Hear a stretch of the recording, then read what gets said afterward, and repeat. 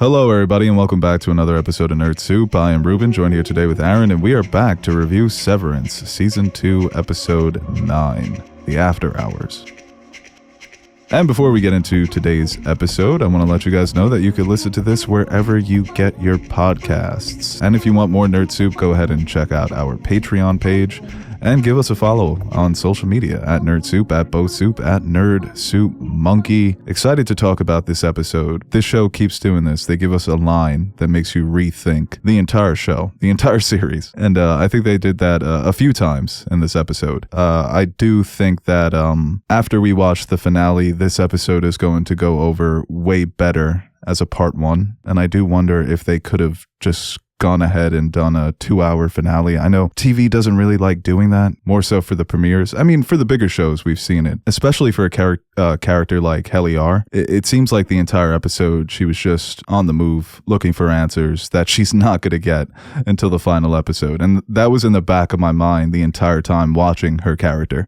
This isn't Cold Harbor yet, Helly. I know that you're finding the map, trying to find the elevator, but we're saving that for next week. But like I said, there were a few lines that really made me think. And I think overall it was a good, solid episode. I can understand why some people feel like the momentum is being stalled a bit going into the finale. I'm curious to hear what you think, because you always bring a different perspective from mine because we're two different people. Yeah, I mean, I hold on.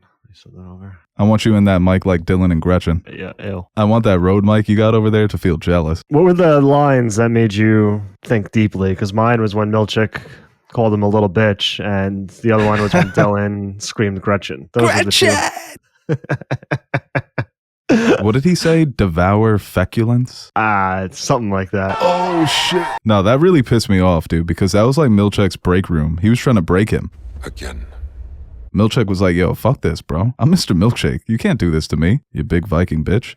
I definitely felt bad for him, but like you said, it's the same shit he's been pulling for 2 seasons now. So it's a little taste of his own medicine. But also when he said it, I was just like, let's fucking go, Milkshake. I got hype for him.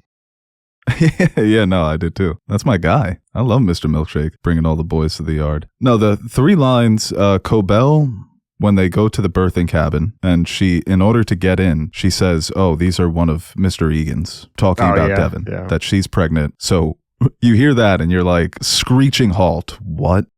I know there have been theories that because Mr. Drummond refers to James Egan as dad, or Jaime Egan as father, and that Helly is one of many half-siblings. That's weird. The next line, I guess we'll stay with the Egans, when James walks in on Helly and says, you tricked me again. Is that Helena acting as Helly? Or is there, another piece of information we haven't gotten yet? How did she trick her father? What the hell is she doing? Other than, Helly R exploring. It could be as simple as that, like you trying to find the elevator, but maybe she bypassed the severance. Who knows? And then Bert and Irving, when Irving says that I'm ready now, when they're having that embrace similar to season 1, foreheads touching, is Irving reintegrated? Does he remember the relationship that he had with Bert inside of Lumen? So those 3 lines, you hear them and your brain just starts running in so many different directions. Because even Irving, being sent on that train, I don't think he's gone for the series or even the season. I think we could still see him in the finale. Maybe he springs into action like John Wick, that there are assassins on the train and he's got to beat them up. But I thought that's what the episode did well, is that there was a lot of just drops of information, these little nuggets that were pretty tasty, some tasty morsels. Yeah, definitely. And I think, like you said, it is going to be looked upon as a stronger episode and a good table setter for the finale, if the finale ends up being good, which I think we all assume it should. But yeah, I think it definitely left me more excited for the finale rather than me thinking back on this episode and oh man, I remember season 2, episode 9. I think it's something where definitely a lot of, like you said, information that we were given is needed for the final episode. But I think we're still kind of waiting to see all that stuff pay off. But I think Cobell, that shot of Cobell at the end was probably the most frightening I've seen a character in this show, maybe even ever. She looked like the fucking devil. And I don't know if that's foreshadowing into her true intentions, but when he walks into that room with the fire behind her and that look on her face, just stoic. Like, that's one thing about Cobell. She does not break easily. She is very much this strong presence at all times. The difference between Mark S. walking into the cabin, scared, not knowing what's going on, and then the first person you seeing, Cobell, who in your mind is the epitome of everything that Lumen has done to you, and just her giving that stare back, that left me fucking excited for next week, man. She really did look frightening. And I hope she's on the side of Mark and Devin. And it seems like she is, but it's kind of like maybe like a deal with a devil type situation where you don't know what you're getting when you're getting to bed with someone like Cobell. Yeah, I kind of like that Kier and the Egans are the gods. She's the fallen angel. So you go to her for help, and it turns out what she wants, her intentions, are far worse than the evil corporation. And yeah, from Mark S.'s perspective, that's the first time he's seen her since the last time he was awoken outside of Lumen. And what he hears from Milchek is that she was pursuing him in this weird throuple type relationship. So he wakes up and he's like, oh God, oh no, are we really doing this? He just gets butt ass naked. Well, it's fine. He's like, yeah, fine. Just immediately gets naked. Take me. Everyone's like, oh, Mrs. Cobell's kind of hot. It's like people don't know that's Patricia Arquette. Like, yeah, no, she's kind of hot. She's been hot for a long time. But yeah, no, that was a great point about that final shot where it really leaves you thinking, which way is this going to go? Cobell is helping them, but to what end? What are her true intentions here? Did I miss something where like she's able to have Mark S. and Mark Scout talk to each other? They said in the post-game interview in the show that like that's what they were setting up. They outwardly said it, and I'm like, oh, I didn't know that was like possible or a thing. It was kind of weird to hear that. So I don't remember it outwardly being expressed in the show that was the plan. Like, I knew they wanted to talk to both sides. He kind of made it seem like she was going to somehow reach both of them at the same time. Well, if anybody could do it, it would probably be her. That would be a really interesting concept. If, visually mentally he's able to have a conversation between two. They're still split, but they visually do it to where they're sitting face to face. It's weird because we applauded them for introducing reintegration so early into the season, and now they've taken slow steps into Mark being fully integrated. I do feel a bit teased by the idea of full reintegration, not yet having it, and maybe seeing it really take a lot of steps forward in the finale, to where an idea like that is presented to us in a way that is freaky for the characters and for us as well, because it's so out of left field. I thought Mark would be operating like Mr. Manhattan by now. Just living yeah. I thought the show would be over, actually. Well, instead of getting all this information, they're going to introduce the multiverse by the finale.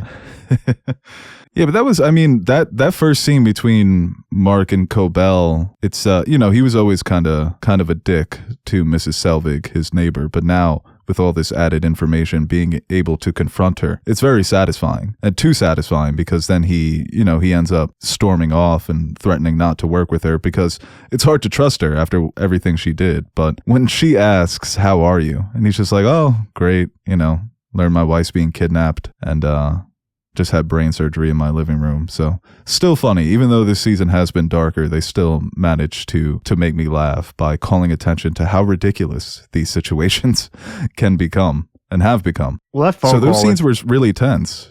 Yeah. Oh, go ahead. Sorry. No, I was just going to say that phone call from Mark to Mr. Milchek, that was a very good scene. Great scene. I don't know. I think we can get him on our side. He's available, I think. He might not be, I think he still likes Lumen, he's still a Lumen guy, but I think you make him the right offer. He might switch sides. I could see him going the route of, I've lost my mind doing this. Just go fucking bananas. Just completely go off the deep end and just try to kill everybody. Yeah, or just it just ends so tragically for him, where he doesn't earn the job of being the manager of the severed floor. He doesn't want to help the innies because he still views them as, like what he says to Helly, outside you're my boss, inside you're my subordinate. Don't close the door, and she slams it shut. So he just can't find respect in That's any. Annoying. Yeah, really. I know annoying. They're beefing and all, but because then he has to get up and open it. It really sucks. Yeah, but that conversation, him telling him that work is work, and I think the contradictions that Milchek is living with, because he knows with Lumen it's not just work. It is everything. So on the outside, he has, they have this perception of him of being kind of friendly. When we see him with Heliar in episode 2, season 1, he's very gentle with them, very patient, understanding, willing to hold their hand as they go through this process. So even though they're not going to trust him because he works for Lumen and they are looking at him sideways, I think Mark on the outside, for all the disrespect he's been giving him on the inside, on the outside, he's able to speak to him on a level that, reminds Milchek that they are humans, that they are, people. And, that work-life balance is something that Milchek doesn't have whatsoever because he's 24/7 on the clock with Lumen. So I still think there's a way where, yeah, he could, side with the innies, but maybe he just crashes out. He's tired of getting franchise tagged. He needs a long-term deal. Yeah, even the stuff between him and Miss Wong, I mean, Miss it is Eustace so Wong. It's so funny how much he hates that child. He's so threatened by her. He's got no friends, man. Yeah, I feel bad. No, that was fucked up, dude. When he made her destroy the toy. That was like her favorite thing. That was her only thing. She loved that. He pulls out a Nintendo Switch. This life that these children are brought up in, it must be. I mean, you can see why Cobell is so deep into it and how hard it is to break. But child labor aside, it seems very much that they are abused and manipulated every bit as much as the innies are from a young age. Because he was enjoying that shit too. He made it seem like it was some ceremonial, get rid of what you have and fully give yourself to Kier. No, he loved that. He's like, break it again. Smash that little man. Oh yeah, totally. And that's eat the rings. That's Milchek. What? Eat the fucking rings. Now, Soldier Boy, Mr. Milchek, I wasn't old enough for that. I can Dougie.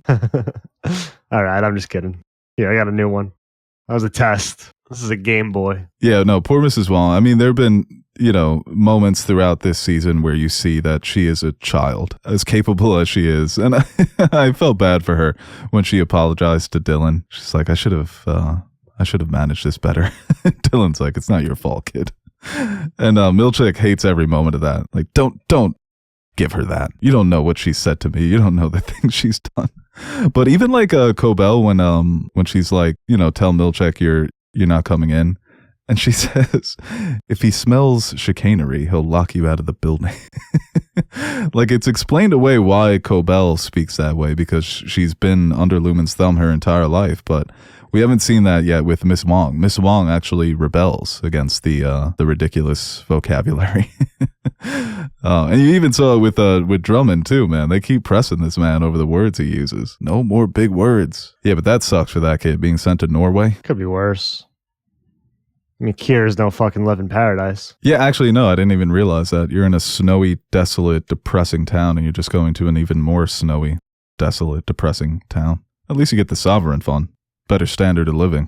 Alright guys, before we get to the second half of this review, we want to shout out our sponsor for today's episode, Factor Meals. And right now you can visit factormeals.com/factorpodcast and use code FACTORPODCAST to get 50% off your first box, plus free shipping. And let me be the first to tell you, Factor Meals is awesome. In fact, I enjoy Factor Meals so much that every time they send me a box of meals, I end up eating them before I can use them for B-roll footage on these spots. I swear, I always tell myself, Reuben, don't eat any of the meals or drink any of the delicious juices before you film. You have all these creative ideas for different shots and showcasing the meals and highlighting them, and I just can't help myself. But I only ate 2, which were both delicious. Unfortunately, I only took footage of the second meal, but they were both really good.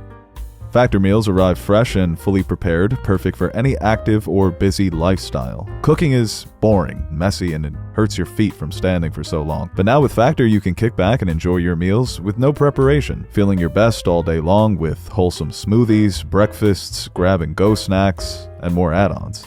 Factor meals can help you optimize your nutrition, with 40 options across 8 dietary preferences on the menu each week. It's easy to pick meals tailored to your specific goals with preferences like Calorie Smart, Protein Plus, or Keto. And right now you can visit factormeals.com/factorpodcast and use promo code FACTORPODCAST to get 50% off your first box, plus free shipping. That's code FACTORPODCAST at factormeals.com/factorpodcast to get 50% off, plus free shipping on your first box.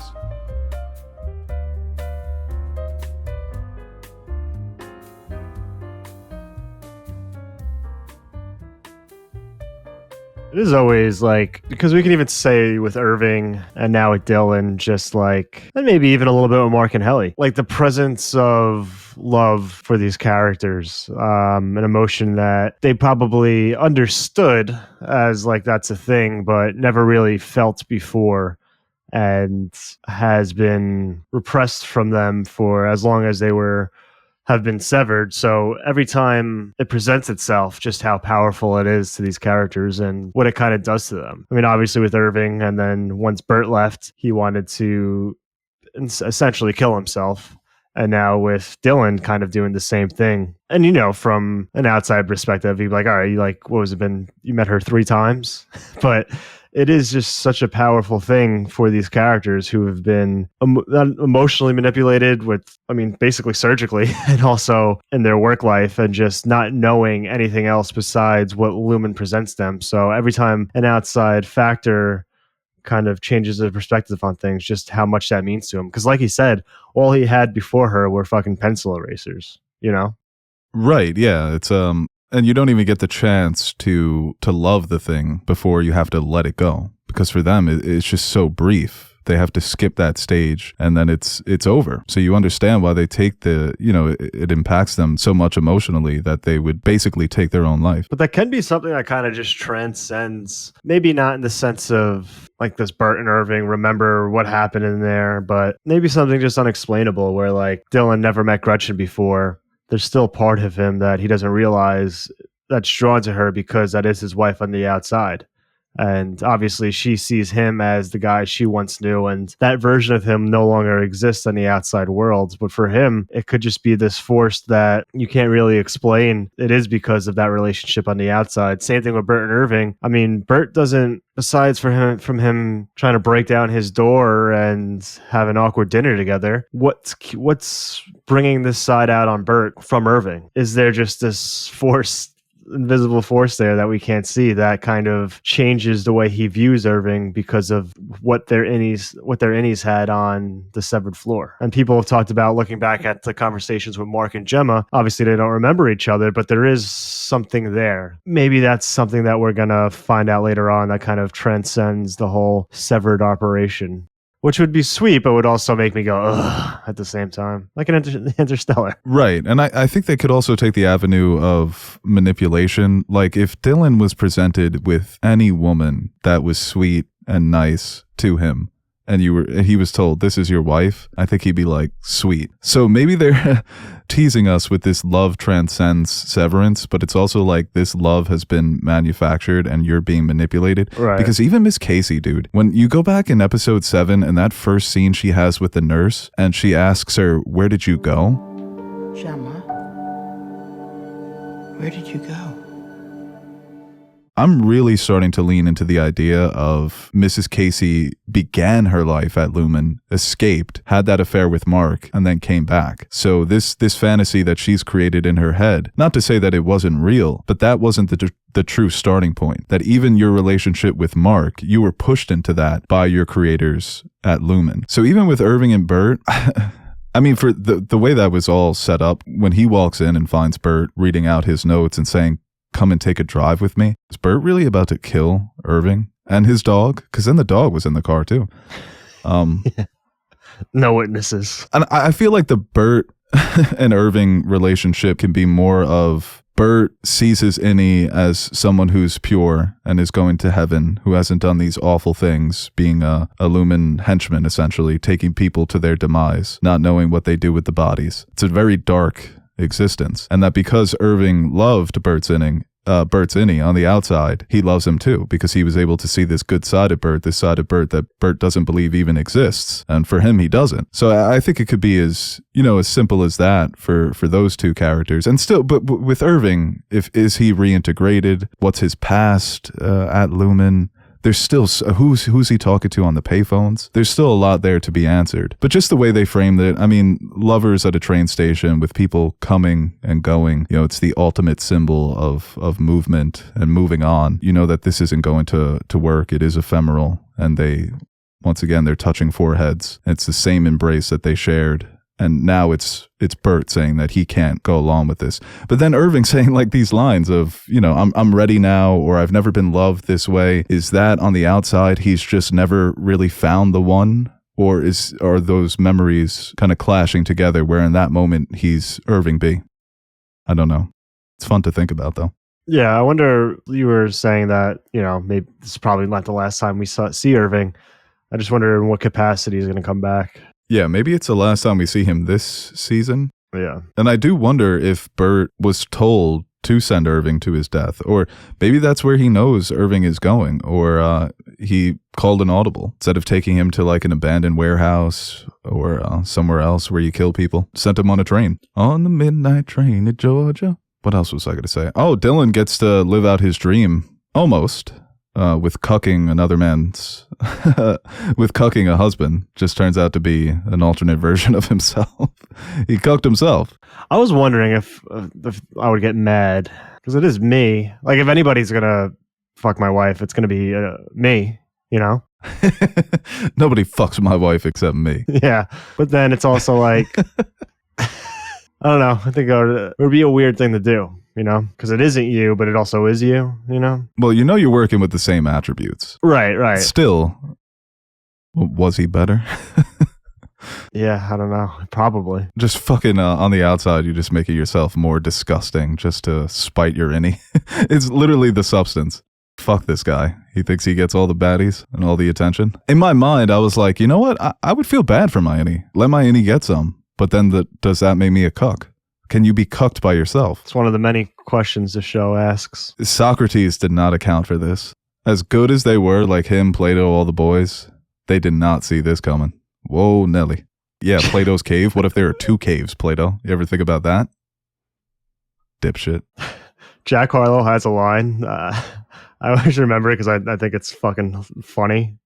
Not because I'm a Jack Harlow fan, but he's like, send her back to her boyfriend with my handprint on her pussy. I'm just picturing Dylan G doing that to Audi Dylan. Oh, that could be funny. Yeah, they go back and forth with like hickeys and spanks. Gretchen's like, I'm enjoying this, but it's actually starting to get too much. Tattooing. Like Dylan's Audi was here. Ew. That ended up being devastating, man. The makeshift ring, getting down on one knee. I don't know why I thought it was... you can cut that out. That's not the right lyric at all. Oh, that's not the right lyric? No. I'm just going to keep it in so people get a little insight into your dirty mind. It's ass cheek, but I think they always edit it online, and I just thought it was pussy this whole time. I was going to say, a handprint on the pussy? It never made sense to me. That's why I thought it was so funny. I'm like, what is he doing? That's ass cheek makes sense. Yeah. Because in my mind, I'm like, why would they blank that out? Soft ass radio stations. Yeah, he gets down on one knee and she's just like overwhelmed with emotion where you have to break up with your husband and go back home to him.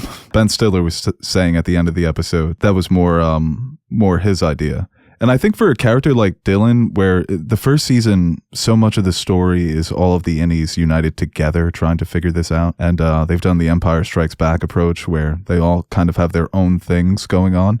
And I don't think you can criticize any of the subplots. Watching Dylan G and his wife go through the stages of this brief love affair has been some of the best scenes of the season. And I think it was the perfect way to give him his own story that is satisfying from a narrative perspective and just from a character development perspective for him. And same thing with Irving, same thing with Helly. Like they've really handled all these characters well on an individual basis, which a lot of shows struggle with. Characters kind of lose themselves in the narrative where they don't really fit anymore. So the stuff that you're watching just isn't as good or interesting. But all this stuff, like I said, it develops the characters, but it also, really contributes to the narrative. Helly be walking with purpose. Oh, dude, yeah, she got the Kylo Ren walk. Looks like she's about to chop somebody up. No one has done a computer job in 6 episodes. That's why Jane was fucking creeping on Helly. He's like, I know she's up to something. Why is she at her work desk at work? No, that was cool too when you see Dr. Mauer still stalking Gemma.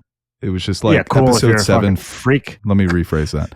Cool if you're a sick puppy. Episode 7 felt like it didn't even exist within the Severance world. And no, it's like Gemma's still there, still waiting in limbo. Dr. Mauer's still stalking her. And I just didn't expect to see them in this episode. I thought maybe in the finale. But with Mauer being all like, you know, he knows Gemma's going to die and he's still like, when is Cold Harbor going to finish? Maybe he's over his feelings for her. It is so funny how they're all waiting. Yeah, today's the day. It's like, maybe tomorrow, I guess. No, it's like waiting for the Playboi Carti album. Tonight's the night. He's been teasing it. Mark S. dropping Cold Harbor. I hear Kendrick Lamar's he's got a feature. Wop. Mark, fuck him up. Why'd she eat eggs like that? I was just going to bring that. What was up with that plate? I didn't like that one bit. I think even that scene, you know, there could be a crack there with Helena, where Helena and Helly maybe just have the same goal in mind. And they don't even need to be reintegrated because Helly R is a rebel, and Helena is being treated so poorly by her family and her father that maybe she goes, fuck this. Helly being so badass that she doesn't even need to be reintegrated to flip on Lumen would be some Helly shit. Well, yeah, I mean, I wonder, so whoever comes out on top, so to say. I mean, Mark's already reintegrated. But like, if the Innies prevail, like, there's no reason for Helly R to reintegrate. I mean, if anybody wants to, even Dylan G, I feel like he's good. Like, I'll just be Dylan G. I want to be this loser. Can't satisfy his wife. Nah, I'm Dylan G. She like, ooh, Dylan G. Happy holidays, everybody. Yeah, I mean, come on. You need to be more respectful to Audi Dylan. He's going to make a paycheck to feed their children. You know, children need food, Aaron. Yeah, just put the fries in a bag, bro. I wonder where he's working. That would be crazy, bro, if he's working at like Burger Chef or some shit. Get a job at Pips, bro. I know he's got fire taste in music. He'd be killing it at the Pips VIP DJ. It's nothing better than a good DJ. But that reunion between Helly, not reunion, but they haven't seen each other in a few days. What the fuck, man? This finale, 80 minutes, they're saying, or 79, which, you know, you have to account for credits and then them recapping the show. So really, it's probably going to be like 65. Still, longest episode by far. I imagine the cliffhanger is going to be brutal, but if there's any interactions between Mark, Helly, and Gemma, God, all that stuff is going to be so awkward. Helena was running around Lumen offices with Mark, demanding that they save Gemma. Like, what if it was one of us? You know where Gemma is, you psychopath. She knew that she was locked up in that basement. She's still playing that role. So, I don't know, man. There's so many different interactions and possibilities going into this finale, and even though I do feel like they've halted their momentum a bit, they've stalled their momentum, there's a chance to really make up for it in this final episode. Yeah, for sure. I think there's a lot, you know, I don't think everything's going to be revealed, but it seems like we can definitely get some of the answers that we've been looking for, especially Cold Harbor. I mean, week after week, they're teasing it more and more. I think we'll finally get some insight into what it is they're actually doing down there. Yeah, and then what comes next? Cold Harbor is not the end game, but a step towards something even bigger. Even colder harbor. Oh, the coldest harbor. Cold bay. Is a bay bigger than a harbor? What's the difference between a bay and a harbor? A bay is just like... Now answer me this. How does the ocean play into all this? Now you're asking the questions. Yeah. Now we're getting somewhere. Cold ocean. If Nash were here, it'd be like, would you rather explore all of the ocean or all of space? Clearly space. I want them to frame it like a heist. This final episode? Yeah, like Ocean's 11 type shit. Ooh. Want Dylan G being lowered from the ceiling. I almost just did the Mission Impossible music. I don't know why. Fell from the ceiling too. Yeah, no, he does that trick time and time again. Yeah, little tower heist. Maybe they get Eddie Murphy to guest star. We got good ideas sometimes. All right, guys, that's where we're going to end this episode review of Severance Season 2, Episode 9. Getting ready for Cold Harbor next week. Woo! That's going to be fun. That is going to be fun. And what we didn't mention is that there are a lot of Twilight Zone references, which is a show that I've never watched. I've always been meaning to watch it. But the After Hours is also a Twilight episode. There's a part 2 for that episode that involves Mrs. Casey. So you know Cold Harbor is going to be some crazy shit. I hope it's some crazy shit, dude. Please, for the sake of our channel.